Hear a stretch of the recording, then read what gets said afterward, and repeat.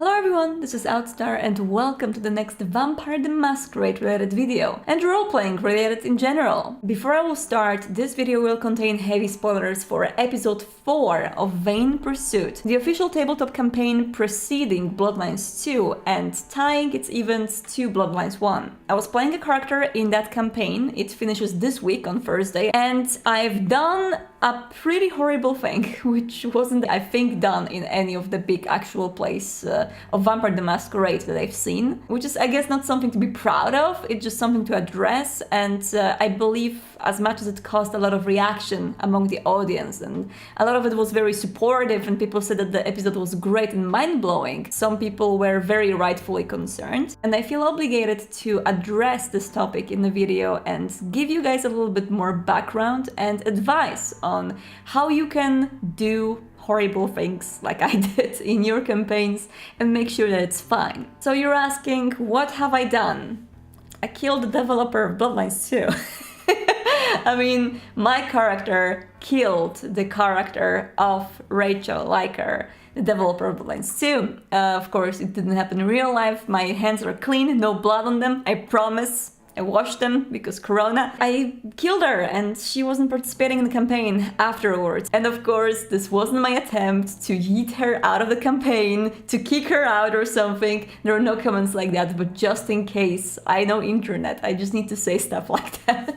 It was a pretty heavy episode and what we did was very heavy and it caused some tears. And obviously putting something like this in an official campaign may be risky in a way that maybe someone who watches that thinks that they want to do tabletop campaigns as we do and they try to kill other players without storytelling agreeing or without the player knowing about their plans. So I feel like we need to sit down here, you need to hear the full story and maybe some advice on how to incorporate these themes in your campaign. If you want to do some heavy shit, I'm not going to use nicer words, this is heavy shit, then there are ways to do that to make everyone at the table comfortable and to make sure that it's going to be fine, and after you will debrief and get out of a character, everyone is going to remain friends again, which is important. And I feel it did happen with Vain Pursuit. And actually I'm going to include the story from Rachel's eyes in this video. She sent me her recording in which she talks about it as well, so this is going to happen at the end if you want to hear her words about that, but here's how it looked from my perspective.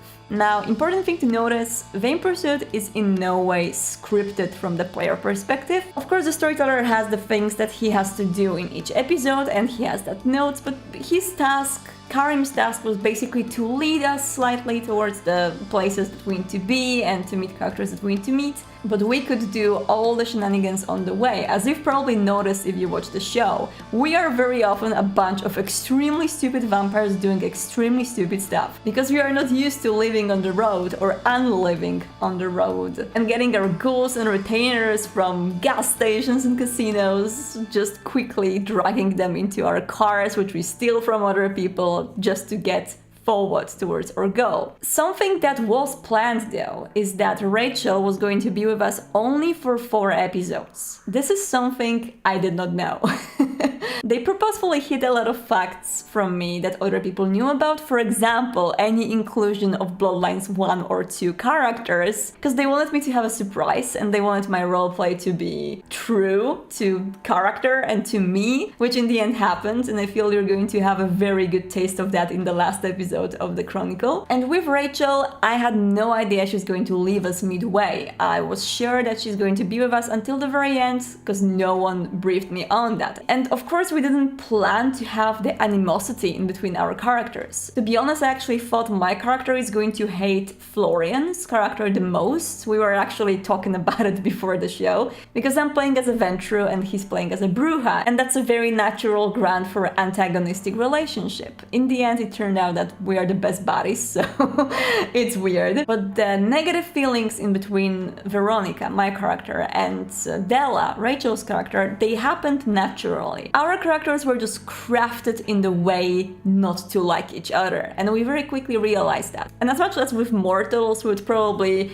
just type very angry comments to each other on social media or do passive-aggressive social media posting. With vampires, it's a little bit more complicated because there's a beast at stake. And when you are arguing with someone, when you have this ongoing conflict with another person, your beast steers some of your thoughts to very, very dark places. Now, after episode 3, I started to get pretty concerned because my thought was, with the current animosity in between our characters, the altercation is going to happen sooner or later. And I knew our character sheets more or less, so I knew that Rachel's character has very low stats in combat. And if the physical combat was to happen, Veronica would have an upper hand, and she would very easily overcome Della. Now, I literally approached Rachel and Karim with this question. Guys, there's some issues happening in here in between Veronica and Della, and I feel like this conflict may really burst out and explode pretty soon. I don't want to hurt her. What do I do?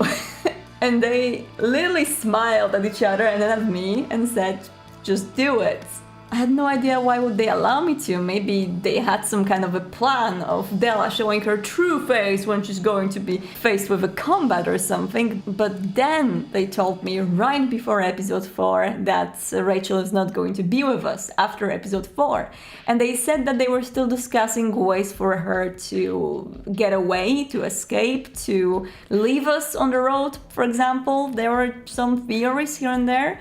But they absolutely welcomed the idea of her dying from Veronica's hands. Now, this made me concerned because I didn't know how to do that to make sure that Rachel was going to be fine with it. So we had a very in-depth conversation in which we discussed either it's going to be physical or maybe diablerie or whatever is going to happen. Is she fine with that? And she basically gave me yes to everything. She ensured me she's going to be fine with it, and whatever will happen, will happen. But then we didn't want it to be staged. We didn't want to have a script in between us on what exactly is going to happen. Especially as I think that a huge thing like killing another character has to have a reason. It cannot just happen out of a blue, out of a whim, because that would be very anticlimactic, and I want my Vampire the Masquerade roleplay to be atmospheric and have sense. So we talked to Karim again, the storyteller, and I gave him all my concerns, that if I was to do it, I need a reason, and if I won't have a reason, I just won't do it, because this isn't what Veronica would do. And he just nodded at me with a smile, the Karim smile, and I had no idea what was going to happen in episode 4. But if you will rewatch it, or if you remember it, you would notice that he prepared the whole scene. He actually prepared the reason for us to kill Della. He set us all in a very volatile, vulnerable mood because of the shit that he put us through in this episode. And he gave me a perfect occasion to actually go on with my plan. And to my surprise, other characters were actually supportive of it. Because my initial idea was that I need a private remote area just to drag her away from the group. I even say that in the episode, that I know that she's thriving in the group, so I need her away from the group, because I was sure that others are going to protest. But then they actually surprised me with their reaction, with their support towards Veronica's cause. I guess we are more evil than we thought. We are much more ruthless and heartless and non-empathetic. So this is what happened, and of course what's cut from episode 4 is a lot of breaks in which we stopped, hugged, make sure that we are fine with everything. And Rachel was actually a wonderful person when it comes to role-playing for the previous episodes, because every time we had a big altercation or we were arguing, she was saying some shit about Veronica in character, she always stopped soon after just to make sure that I'm fine with it. I'm really fine with putting my characters in trouble, with my characters suffering, but she made very sure for me to be comfortable, and I wanted to pay her back and be the same towards her. And I think in the end we did manage to do that. So when it comes to your role-playing at home, if you want to incorporate these dark themes such as killing other player characters, such as killing important characters in general, we do know that World of Darkness is full of very dark themes, very mature themes that, when explored in a considerate way, can actually result in unforgettable stories. So there are ways to incorporate these themes and make everyone at the table comfortable with it, and very mechanical ways too, which I'm going to give you a rundown of. These actually come from the V5 core book from the Considerate Play addendum, which I think is misinterpreted by a lot of people, and a lot of people start reading it and stop because they think that what it says is that you cannot play an evil character, which is totally not the thing. You are free to play any super evil character that you can imagine, but the addendum is giving you the tools to do that and the advice on how to do that in a considerate way. So the first tool that I've seen being used in Discord campaigns are the tables, and it's something that I believe every table should have, is the rule of lines and veils. What are lines and veils?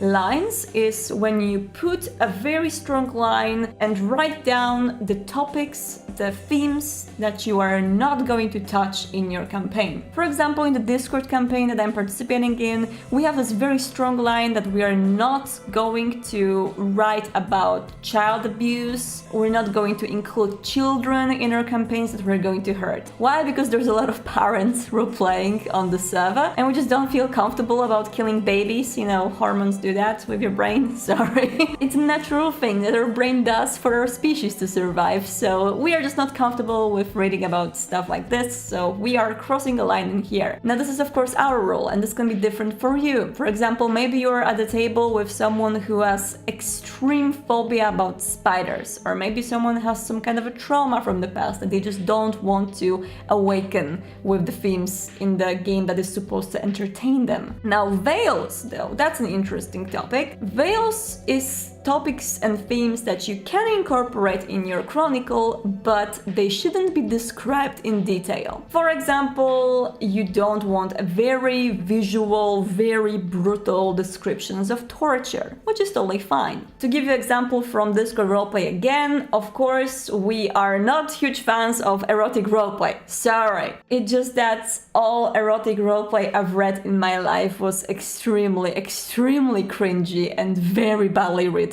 If I personally had a guarantee that it would be done by good writers, then I would probably consider it, but I don't have a guarantee. So I am saying absolute no to role-playing with people who are going to describe sex scenes in detail, because very often it turns into a horrible cringe fest, and I have quotes. I'm not going to quote them here, but I have quotes which are horrible. And this is a veil. So what happens is your players can do the boom chicka wow wow in between each other if they want to, or you can describe NPCs doing boom chicka wow wow, whatever, but you are not getting into detail. You may mention carnal pleasures, but you are not going to say exactly what they're doing, because that's going to make people uncomfortable. There's this wonderful RPG horror story on Reddit which describes one of the, I think it was convention chronicle, where people would just sit with strangers and have a little story of Vampire the Masquerade being told. And the storyteller had this wonderful idea of leading them into a skyscraper where there was an elevator, and the elevator would stop on every floor, and on every floor the doors will open, and there was some very vivid sexual scene happening behind the elevator doors that was, by the storyteller, described in detail. What it led to is players just trying to bust the elevator buttons, or just press stop button, or do anything just to stop this torture of having more sex scenes being explained. But yeah, this is the kind of a thing that you want to avoid. Don't make your players feel uncomfortable. Just use the veils. Another technique which is very similar to veils, it's something that we do on Discord specifically with the sex scenes. Fade to black. And you can lead towards that moment with a very nice storytelling, and then just say fade to black. Next thing described in the V5 core book is the stoplight system, and I've never used it myself, but I totally see myself using it because it just seems like a very interesting idea. Basically, in the middle of a table, when you're role-playing with people around you, you're putting 3 circles. There's a green one, there's a yellow one, and a red one. When you're describing a scene that might be considered controversial for any reason, maybe considered brutal or anything like that, the players are free to put their hand on the green area if they feel like you are stopping yourself, and maybe you should just, step it up a notch. You can totally describe more. We're feeling comfortable. It's totally fine if you add some more gritty details. You're totally cool. And then there's a yellow one, and when they put their hand on the yellow one, they say, okay, this is cool. I like that, but don't go further from that. Like, if you start to get even darker, more detailed when you're describing that stuff, this is going to make me uncomfortable. So, yellow. And when they put their hands on red circle, it means you need to step it down a notch. It means that you cross this line and you made someone feel a bit uncomfortable and they would like to go back to this yellow phase. So, yellow is this perfect, top-notch detail that you can give about some kind of a controversial scene. And again, it might be a sexual scene, for example. You're describing something very erotic, and it might be fine in Vampire the Masquerade to some point, but above that point, it might seem like, you know, you're doing that out of weird reasons, maybe, and you need to step it down a notch. So the stoplight system is very awesome, and I feel it can be used in any campaigns, really, like with whoever at the table, because people are just going to give you their feedback on how they're feeling at the moment without interrupting the campaign. The same very simple way not to interrupt the campaign and just to make sure that everything is fine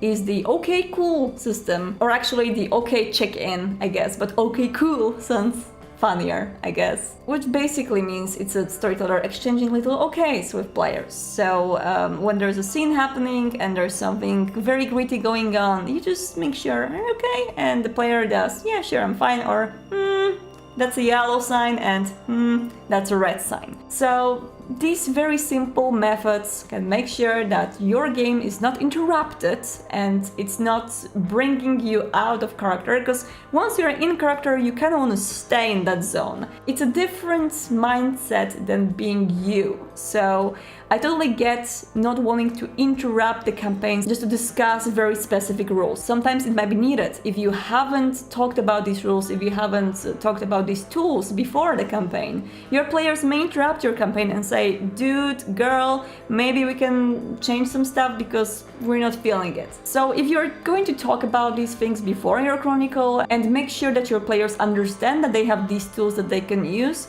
it may cause your campaign just to flow flawlessly and everyone feeling good about it. Also remember, as I said, that the character zone is very different from the player zone. You should always separate yourself from your character, and this is something I was talking a lot about in my tips on role-playing vampires video. Bleeding and self-inserts, all these things are very risky, and that's why when you are in the chronicle, you are your character, but after the chronicle, you should debrief. You should take some deep breaths, start slowly talking about your character in third person. It slowly starts to separate the character's identity from yours. And this is very important to get into a more you headspace. You are not your character, you shouldn't be angry about bad things happening to your character. You are a separate person. And remember that you can always walk out of a door without giving a reason. If you are not feeling comfortable at the table, you do not owe anyone to stay there. You do not owe your players to lead a chronicle further if they are making you highly uncomfortable and if it's just not working. And you're not owing the storyteller to stay in their chronicle if they're just making you feel like shit. You can always stand up and get out of there. I've never personally participated in any role-playing game that would cause that to me, but I've heard a lot of stories, and I'm like, girl, boy, don't waste your time on shitty campaigns and shitty chronicles. You can always find people to roleplay with online, and you can find people that you will feel comfortable with, and that's very important. Now, after a lot of time of my rambling, it's time for more coherent thoughts from Rachel, and I can't wait for you guys to hear what she has to say about this whole incident, what happened, and to give you some advice as well. So everyone, Rachel Liker from Bloodlines 2 team. So how did the Della-Veronica conflict happen? It was actually pretty organic, I think. Veronica just had traits that Della despises, mostly because of Della's sire and her relationship therein. So this was actually pretty easy for her to establish that conflict pretty early on. Veronica, being a Ventru, is probably used to people doing what she tells them. So any chance that Del got to do the complete opposite of that, she was absolutely going to take. I didn't actually set out initially to be antagonistic toward Veronica. I thought actually that Del and Florian's character Meyer would probably get into it more than she and Veronica, but it just sort of happened that way, and I was pleasantly surprised when it all sort of fell into place. How did I feel about the conflict out of character? I actually really thought it was cool, but I was concerned that the fan base for Outstar would come after me for being mean to her, so I was a little worried about that. Because it was so easy to kind of go full mean girl on Veronica, I kind of made sure to reach out to Outstar between takes or when we had breaks or something, just to make sure that she knew sort of where I was taking Del that direction, or in that direction, why I was taking Del in that direction, what her character sort of reactions were to Veronica and why she was having those reactions. And I offered just a little warning that she was going to be really rotten the rest of the time, and to let me know if I overstep with any of the comments or any of the things that Del says to Veronica, because like, while Del is absolutely gross and a horrible, horrible person, I don't want to be that, especially when it comes to playing with other people. Like, if someone's not having fun, it defeats the purpose of, you know, engaging in something like that, and I just don't want to be the cause of something like that. So when I was developing Del, I was having a really hard time kind of getting into her as a character. Toreador is not my preferred clan. I don't have a lot of experience playing them, and her goals and ideals are just so radically different than mine that I was worried that I wouldn't be able to sort of convey her as a character very well in this group. So I was actually really happy out of character when the conflict between her and her and Veronica developed, because it kind of gave me a nice juicy thing to latch onto and give back to the other players and also the audience. So I was originally only supposed to stay for 4 episodes. They had only booked me for the 1 weekend to do the stream, and I didn't know if the marketing team had actually told anybody else that, so I kept it to myself. And I also kind of didn't want to jinx it in case something really awesome had happened during the course of the 4 episodes and they wanted me to come back. So yes, I didn't tell Outstar that I was only there for 4 days, because I also didn't want to influence her reaction or the necessity of me being in the group for anybody. So that was really important to me. Also, it was kind of a good time because spending 1 weekend in Sweden is better than 2 weekends, because still gotta ship Bloodlines 2, you know? And as much fun as it is to go to Stockholm and play games with people, like, I still have duties in Seattle. But yeah, it was, I think after we had finished filming on day 2, that someone had revealed that I only had 2 episodes left, and the wheels began turning on how to sort of resolve Del's character. So before we had started filming on day 2, so right before we had gone through episode 3, Kareem, our storyteller, pulled me aside and asked if I had any ideas on how I thought Del should kind of exit the story. I had a few, ranging from, you know, like captured by the SI to straight up giving the group the finger and, you know, stealing a car and going off on her merry. But nothing really felt super right for Della or the story. So Kareem then asked if it was cool if I died, or Della died, I guess. And then I was just like, well, yes, that would be amazing, because everyone wants to die on camera. It's just like a thing. So he had a few scenarios, one including the brothers, one including Taylor, and then he mentioned Veronica, and I was very into that, because if Del is going to die by someone's hand, it absolutely should be Veronica. After we filmed episode 3, we were all having lunch, and someone had made the joke that this is the episode where someone dies. Ha ha ha. And I said, well, yes, it should be me. And then everyone kind of like, oh yeah, that's super funny. And I'm like, no, for real, it should be me. And then we got all into kind of a lively discussion about how Del should die, and, you know, with input from like the rest of the group and Kareem and the production staff, and everyone just got in, and it was really, really fun. After all that, before we started filming episode 4, Outstar and I got together and we went through more of kind of the beat by beat specifics of what we were going to be doing. We discussed things like Del can be very easily overpowered physically. She's, you know, 0 brawl, 1 strength, so she can just absolutely be put in a headlock and can't do anything about it. And what Del's specific triggers are to where she wouldn't be able to act rationally to a situation, therefore not using presence to overpower any vampires to let her go. Also how Veronica would react, how Veronica was very interested in Del's skill set, being the face, being the person who can easily manipulate people into getting what she wants, you know, and that means Diablerie was on the table as a possible end for Del, which was a really kind of interesting thing for us to explore, both from Veronica's point of view, but also from Del's. It's always like a vampire worst nightmare, right? Like, you you are enveloped by somebody else, and that's never like a good feeling.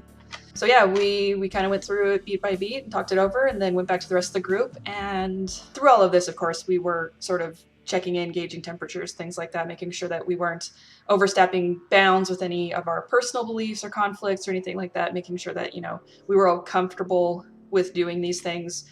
And I'm so grateful that we were able to have just like really meaningful character conversations without any sort of real drama, you know. How did I feel after episode 4? I was incredibly sweaty, first of all, just kidding. I was actually, once all the adrenaline sort of flowed out and, you know, everyone breathed a sigh of relief, I was actually, thinking back on it, extremely proud of what we did. You know, our role play, the escalation, it was all so well done, and I'm just like, I'm so grateful to Malin and Debbie and Florian and Kareem, and especially Outstar for being such amazing role players, especially for that scene. Malin especially, she almost broke me with that "I don't like roses" comment. When we stopped filming, when they closed out the episode, there was just a huge sigh of relief. There was a big old group hug. Everyone was very like emotional, and we were all just like, "Is everyone okay? Are you okay? Are you okay? Are you okay?" Debbie and Mullen were crying, and oh my gosh, it was just like, just like a really, really emotional, amazing experience that I'm really happy that I was able to share with a bunch of people. But yeah, so after that, just kind of, I made the rotation and just checked in with everyone individually, saying, "Are you okay? Everything's fine on my end. I'm okay. I think this was great. I think you're great. Everyone is great." And yeah, it was very emotional, but I'm extremely proud of what we did. So what advice would I give to other role players who want to do similar shenanigans at your tables? Check in with your players and your storyteller first. If you have a crazy ass idea on how to resolve a situation, and it can literally be anything, check in with everybody first. I understand, like, you know, surprise and role play and having genuine character reactions or anything like that, but it's so important for people at the table to feel comfortable in the content that you're generating together. That it's, if you want to do something kind of crazy, you gotta let people know first. And that goes for storytellers as well. One thing I like to do when I run Chronicles or other campaigns with other systems is I like to establish sort of go, no-go kind of lines. They're called like lines and shades, I believe, is the formal parlance from DragonCon. A line is a place where you just will not go. The line is here, you will not cross it. Shades are things that you're okay with, but you don't want extreme detail, and things that can happen sort of off screen if they have to happen. And that would be your preference. So getting that information from your players early, like at the very beginning of campaigns, is really, really critical, so that you know, in developing the story and in helping others develop the story, that you are guiding it to a place that you're not alienating or making people uncomfortable. And yeah, just talk to your fellow players at the table. Just make sure that the lines of open, respectful communication are there. And especially if you're like a first-time player, or you are playing with a group of people that you haven't played with before, it's really critical that you say, "These are things that make me uncomfortable. I would not enjoy doing these in this experience." And if people appreciate that, you know, like they'll welcome that, you know, if they're worth their salt. And they'll make sure that it's as enjoyable as it can be, playing as a group and developing these stories together. So that was Rachel. Now she's back in Seattle working on Bloodlines 2, so cross your fingers for her. And remember to tune in on Thursday, where at 7 p.m. Central European Time, there's going to be the very last episode of Vain Pursuit. What it's going to bring, what mysteries it's going to reveal, you're going to see. Thank you so much for joining me, and see you later.